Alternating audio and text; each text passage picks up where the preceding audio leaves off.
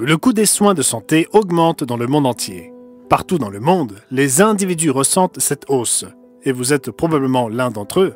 Rester en bonne santé s'avère de plus en plus coûteux. Selon le site internet du Forum économique mondial, rien qu'en 2021, les dépenses mondiales de santé ont atteint le chiffre stupéfiant de 9 800 milliards de dollars, représentant 10,3% du PIB mondial. C'est révoltant. Plus de 10% du produit intérieur brut mondial sont consacrés aux soins de santé. Et c'est aux États-Unis que les dépenses sont les plus élevées. De tous les peuples du monde, ce sont les Américains qui dépensent le plus pour les soins de santé. Selon les données du gouvernement américain, les dépenses de santé aux États-Unis ont augmenté de 7,5% en 2023 pour atteindre 4 900 milliards de dollars, soit 14 570 dollars par personne. Les dépenses de santé représentent 17,6% du produit intérieur brut du pays. Il est difficile de comprendre comment il est devenu si coûteux de prendre soin de sa santé. Et si je vous disais qu'il y a des choses que vous pouvez faire gratuitement et qui peuvent avoir un impact considérable sur votre santé, est-ce trop beau pour être vrai? Laissez-moi reformuler cette question. Il y a un prix. Il y a toujours un prix. Mais le prix dont je parle ne se mesure pas en dollars, en livres ou en euros, mais en petits changements dans votre vie. Il demande un peu de temps et d'effort. Ce sont des principes qui sortent des pages de la Bible. Mais ils ne portent pas atteinte à votre portefeuille. Dans quelques instants, je vous montrerai 3 principes simples et pratiques qui peuvent changer radicalement votre vie, parce qu'ils peuvent fondamentalement améliorer votre santé. Avant cela, préparez-vous à demander notre offre gratuite d'aujourd'hui, des principes bibliques pour la santé.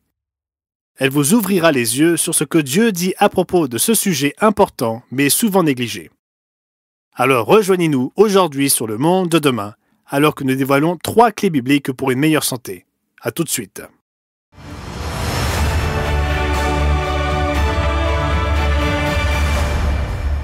Bienvenue au monde de demain, où nous donnons un sens à votre monde à travers les pages de la Bible. Jésus se souciait de la santé de ses semblables sur cette terre. Il guérissait les malades de toutes sortes d'affections très graves. En fait, c'était une partie importante de son ministère. Remarquez ce qu'il dit dans Jean 10, verset 10, expliquant ce fait. « Moi, je suis venu afin que les brebis aient la vie et qu'elle ait en abondance. » Dieu nous offre la vie éternelle spirituelle au sein de sa famille. Cela constituera toujours la vie la plus importante que Dieu offre à toute l'humanité. Mais nous pouvons aussi comprendre un deuxième sens à cette déclaration comme signifiant que notre Sauveur désire que nous ayons une vie physique abondante et bénie dès maintenant. Et cela inclut certainement notre santé. Certains facteurs, tels que les facteurs génétiques ou environnementaux, échappent à notre contrôle. L'usure normale de notre corps par le processus de vieillissement fait partie de la vie. Par ailleurs, une grande partie de notre santé est affectée par les choix que nous faisons en matière de mode de vie et qui peuvent avoir de bonnes ou de mauvaises conséquences. Quels sont donc les principes bibliques que vous pouvez mettre en pratique pour une meilleure santé dès aujourd'hui? Le premier est le suivant, bougez davantage et restez assis moins souvent. Nous avons été créés par notre Dieu d'amour. Il nous a donné un corps physique et attend de nous que nous en prenions soin. Remarquez ce que l'apôtre Paul écrit dans 1 Corinthiens, chapitre 6 et verset 19.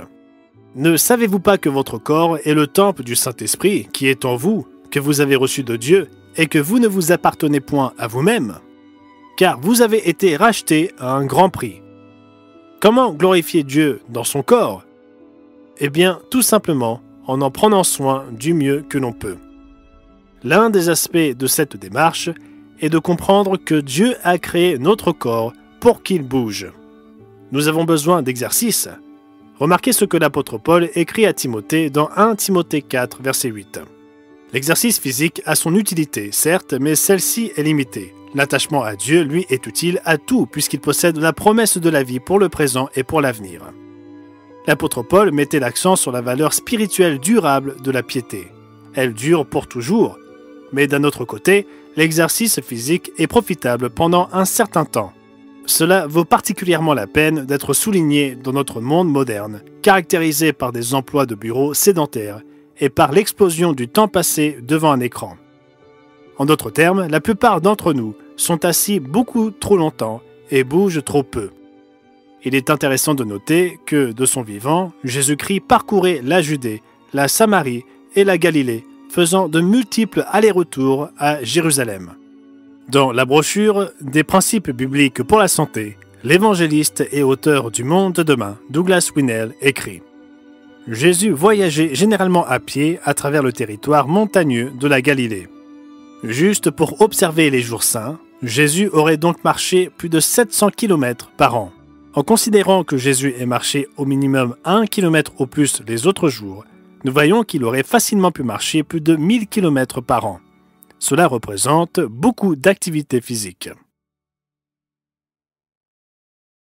Bien sûr, nous ne vivons pas dans la Judée du 1er siècle, mais pensez-y, Jésus était actif physiquement.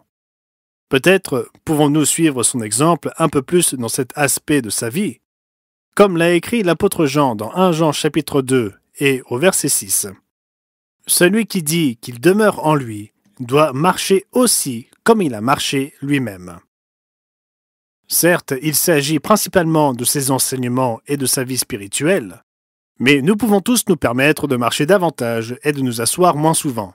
Et peut-être qu'au cours de ces promenades, nous pouvons profiter de la chance de converser avec Dieu, de le remercier pour le soleil, les arbres et l'air frais.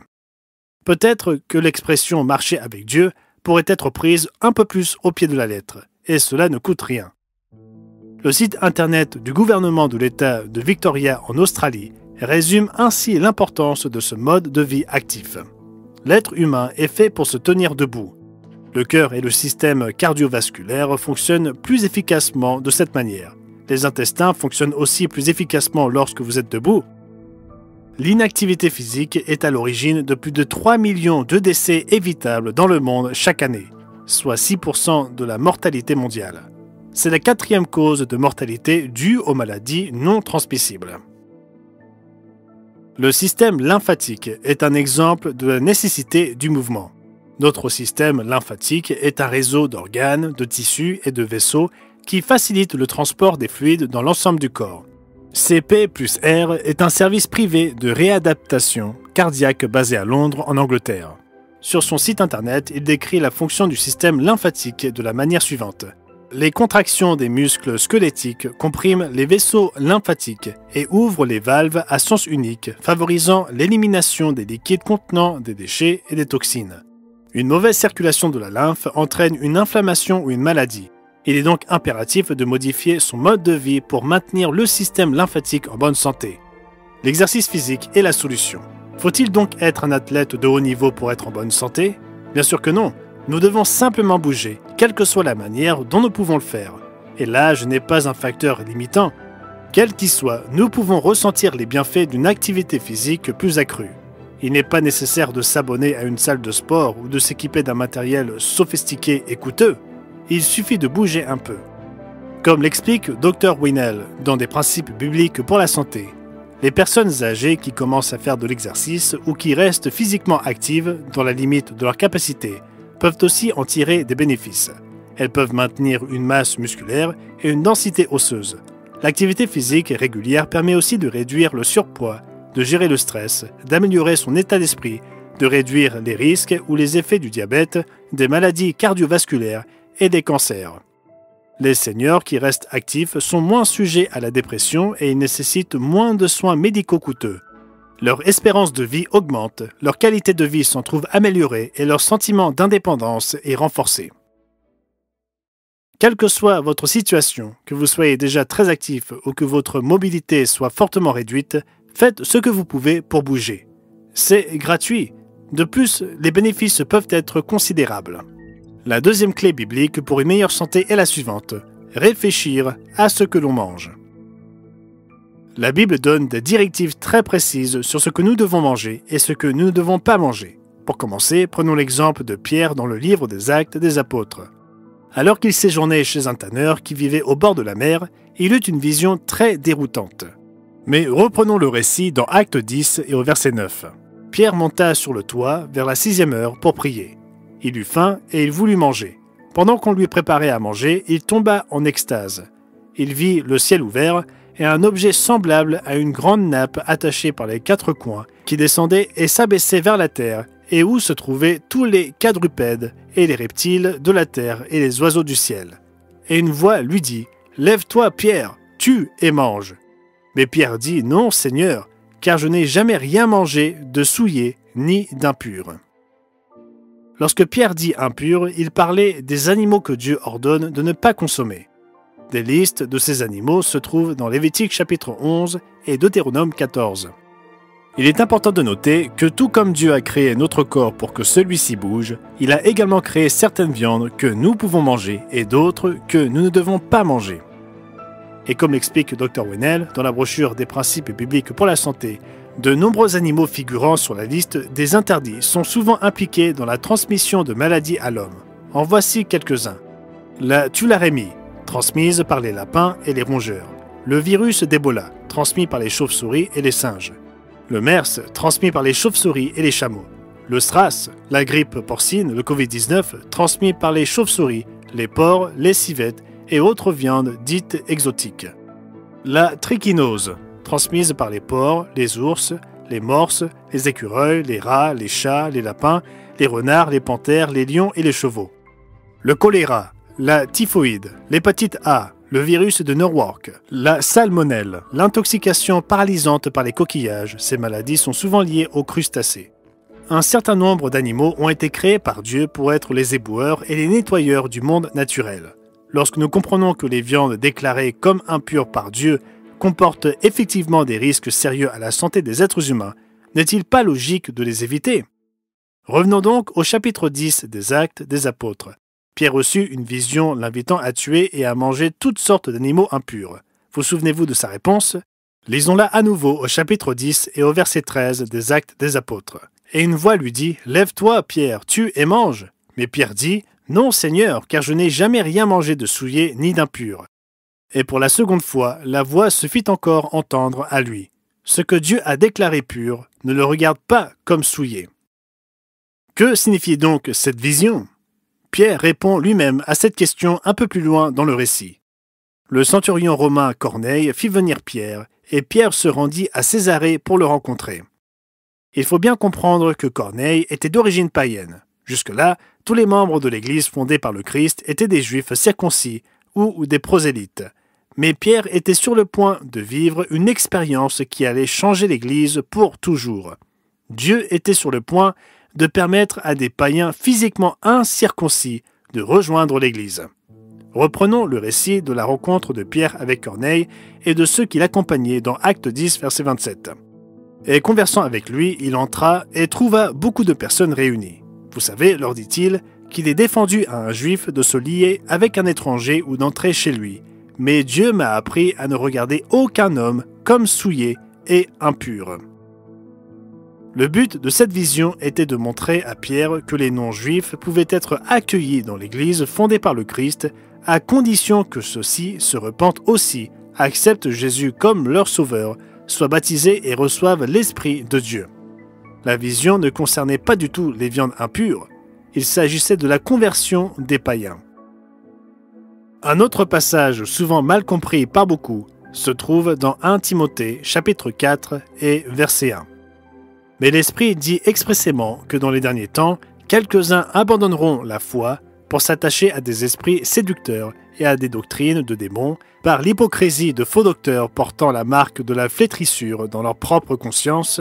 Ils prescrivent de ne pas se marier et de s'abstenir d'aliments que Dieu a créés pour qu'ils soient pris avec action de grâce par ceux qui sont fidèles et qui ont connu la vérité. Tout d'abord, les lois de Dieu dans Lévitique 11 et Deutéronome 14 ne seraient jamais appelées doctrines de démons. Par ailleurs, au verset 3, on remarque que Dieu créa certains aliments pour qu'ils soient pris avec action de grâce. Quels aliments? Ceux qui sont appelés purs dans Lévitique 11 et Deutéronome 14. Lisons plus loin au verset 4. Car tout ce que Dieu a créé est bon, et rien ne doit être rejeté, pourvu qu'on le prenne avec action de grâce, parce que tout est sanctifié par la parole de Dieu et par la prière. Certains interprètent ce verset comme signifiant que toutes les créatures sont bonnes à manger si l'on prie avant de les consommer. Même s'il s'agit d'escargots, de rats ou de poulpes, mais est-ce bien ce qu'il dit? Non, il dit « tout est sanctifié ou mis à part par la parole de Dieu ». Mais de quelle parole de Dieu Paul parle-t-il? La parole de Dieu, ce sont les écritures hébraïques, y compris les lois alimentaires dans Lévitique 11 et Deutéronome 14. Alors que constatons-nous? Nous avons noté qu'une deuxième clé de la santé biblique est de réfléchir à ce que l'on mange. Dans le segment restant, examinons un autre principe biblique fondamental pour une meilleure santé. Ce principe est le suivant. Numéro 3, rester connecté à Dieu par la prière. Lorsque mon épouse était à l'université, elle suivit un cours en microbiologie. Le professeur, parlant de l'explosion des maladies résistantes aux antibiotiques, fit une déclaration remarquable. Il dit « Nous pourrions bientôt en arriver au point où nous devrons recommencer à prier au chevet des malades. » Réfléchissez-y. Il reconnut qu'en raison de l'utilisation excessive d'antibiotiques, les maladies pouvaient devenir résistantes à tous les médicaments, et il reconnut le danger d'un tel monde. Nous entrons dans une période de maladies et d'épidémies sans précédent. Le Covid n'était qu'un début. Les prophéties de la fin des temps nous disent qu'avant le retour du Christ, il y aura de grandes souffrances dues à des maladies virulentes. Il est temps pour nous de commencer à nous tourner vers notre Père et notre Sauveur pour qu'il prenne soin de notre santé. Et remarquez que Dieu pourvoit à la guérison par l'onction et la prière. Dans Jacques chapitre 5 et verset 13, nous lisons « Quelqu'un parmi vous est-il dans la souffrance? Qu'il prie. Quelqu'un est-il dans la joie? Qu'il chante des cantiques.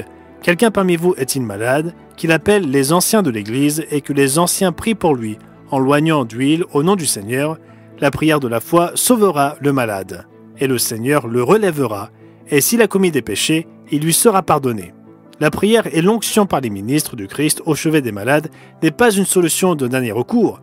Pour les vrais chrétiens, cela devrait être un mode de vie. Cela devrait être notre première approche et non une considération de second plan. Dieu ne guérit pas toujours immédiatement, même après une prière sincère. Mais même s'il semble que Dieu ne réponde pas à nos prières, nous devons rester en contact avec lui. Paul en fit l'expérience. Il avait une écharde dans la chair et il priait ardemment Dieu de la lui enlever. Le récit de cette expérience se trouve dans 2 Corinthiens, chapitre 12 et verset 7. Et pour que je ne sois pas enflé d'orgueil à cause de l'excellence de ces révélations, il m'a été mis une écharde dans la chair, un ange de Satan pour me souffléter et m'empêcher de m'enorgueillir. 3 fois j'ai prié le Seigneur de l'éloigner de moi. Quelle fut la réponse de Dieu? Remarquez en continuant. Et il m'a dit, « Ma grâce te suffit, car ma puissance s'accomplit dans la faiblesse. » Dieu ne guérit pas Paul, mais il lui donna la force et l'encouragea à supporter l'affliction dont il souffrait. Il l'aida à comprendre que les infirmités ne sont pas toujours des châtiments divins, mais souvent des épreuves qui nous enseignent de précieuses leçons. Remarquez la réponse de Paul au verset 9. Je me glorifierai donc bien plus volontiers de mes faiblesses, afin que la puissance de Christ repose sur moi.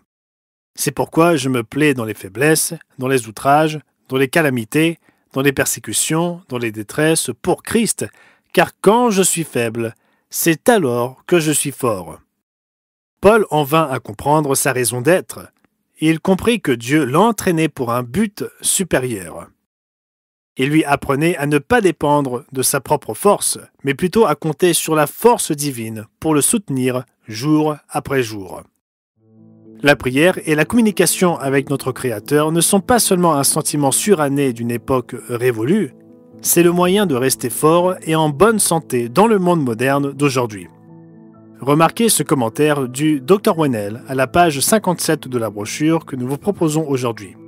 Des études de psychologie positive montrent que les personnes reconnaissantes prennent mieux soin d'elles-mêmes, font plus régulièrement de l'activité physique, ont une alimentation plus saine, gèrent mieux le stress, sont plus optimistes, ont un système immunitaire plus résistant et qu'elles ont des taux plus bas de maladies cardiaques et de cancer.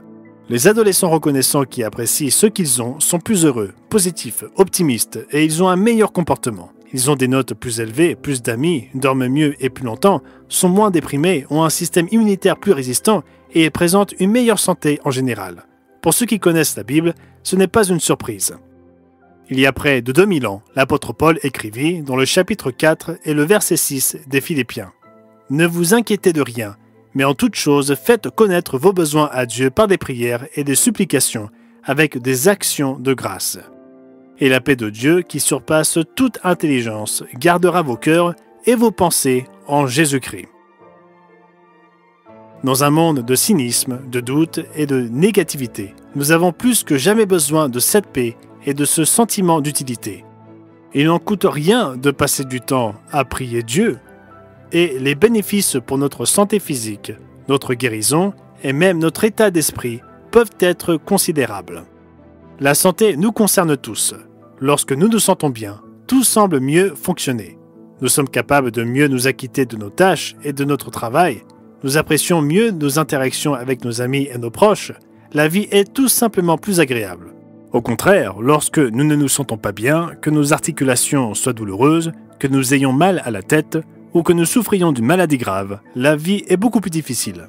Nous considérons souvent qu'une bonne santé va de soi au début de notre vie. La force et la vitalité de la jeunesse peuvent sembler éternelles.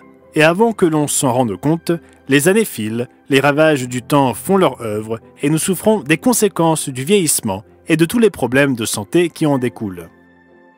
C'est ce que dit Moïse dans le psaume 90, verset 10. « Les jours de nos années s'élèvent à 70 ans, et pour les plus robustes à 80 ans, et l'orgueil qu'ils en tirent n'est que peine et misère. Enseigne-nous à bien compter nos jours, afin que nous appliquions notre cœur à la sagesse. » Moïse demande à Dieu de nous apprendre à bien compter nos jours, afin que nous appliquions notre cœur à la sagesse. Et assurément, tout au long de notre vie, nous devrions rechercher la sagesse pour comprendre le but de la vie, pourquoi nous sommes ici, et ce que nous devrions faire pour lui obéir et lui plaire. Songez-y, nous avons accès du bout des doigts aux meilleurs conseils de l'univers sur la façon d'être heureux et en bonne santé. Et cela ne coûte rien, tout juste un peu de notre temps et de notre énergie. De plus, tout cela en vaut la peine.